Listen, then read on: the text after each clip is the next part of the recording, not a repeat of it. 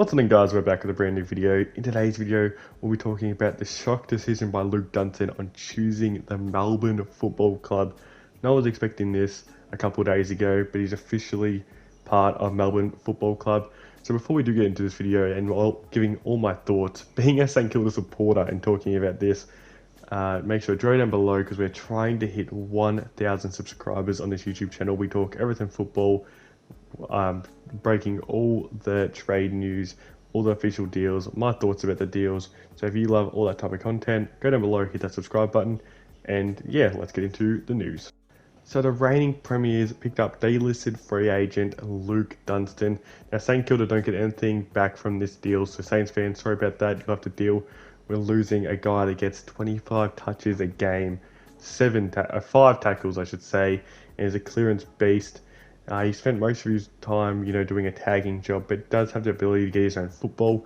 Now, he was known for his really inconsistency at St Kilda, and that's why later on this year he was dropped after gaining 11 Brownlow votes in a span of 3 games, or 3 games or 4 or 5 games or something like that. So people were a bit shocked when they saw that he did get delisted, but if you've been a St Kilda fan like me, you've seen him go for football for his first 8 years of his career, and you kind of see why St Kilda made the decision to probably delist him. Now he, was a player that he horrendous kick of the football, but the move to Melbourne was a bit shocking because we all thought that he was going to leave St Kilda because he wanted more opportunities. Even though he did get delisted, it was more of a mutual decision, and St Kilda probably would have taken him back if he couldn't find a home elsewhere.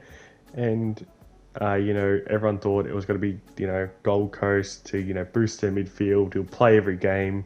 Gold Coast are in need of some experienced midfielders like himself, but he decided to go and be a backup midfielder at Melbourne, which shocked some people, including me, because I was a bit shocked about this because he just left St Kilda because he couldn't get a game.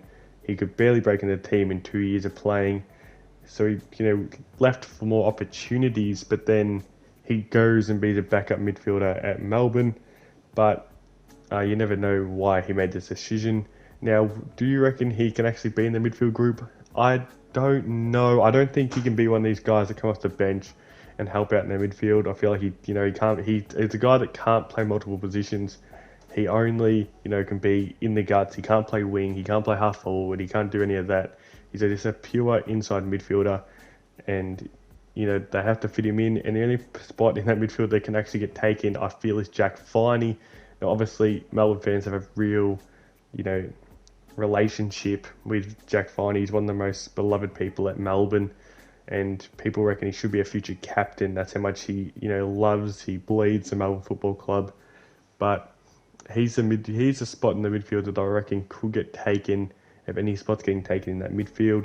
Now, Melbourne, do you reckon that by next year, Luke Dunstan could be in the midfield over, Jack Viney? I don't see it happening, but you never know. But Jack Viney, was a bit injury plagued over the past couple of seasons, if I do remember. I remember he did miss the most part of the middle of the year this year, and was only one of their big injuries apart from Adam Tomlinson and Oscar Baker, I'm pretty sure, with only 2 long-term injuries. So, he missed a few games, and that's when they gave, James Jordan a chance. So you expect James Jordan to probably play a lot of AFL football next year. He could even take James Harm's spot in the midfield, Luke Dunstan, but Harms, probably offers more around the ground. So it's a bit of a confusing one. What do you guys think? Do you think it was a smart decision by, Luke Dunstan to choose Melbourne if he wanted more opportunities? But I guess he is around a winning culture now and all that stuff. So you never know what that does to a player. It could really break him out of his shell. He did break out over a 3 or 4 or 5 game span during the middle part of this year, but it'll be interesting to see what happens at him in Melbourne.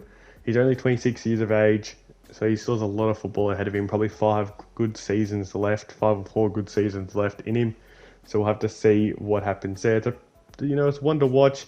One of the matchups I can't wait to see is Jack Steele on Luke Dunstan. You expect, if Luke Dunstan does break into the Melbourne side against St Kilda next season, that he'll be tagging Jack Steele. They've lived together ever since Jack Steele got to St Kilda, and they're going to have to move out now. I don't expect them to live together anymore, but you never know.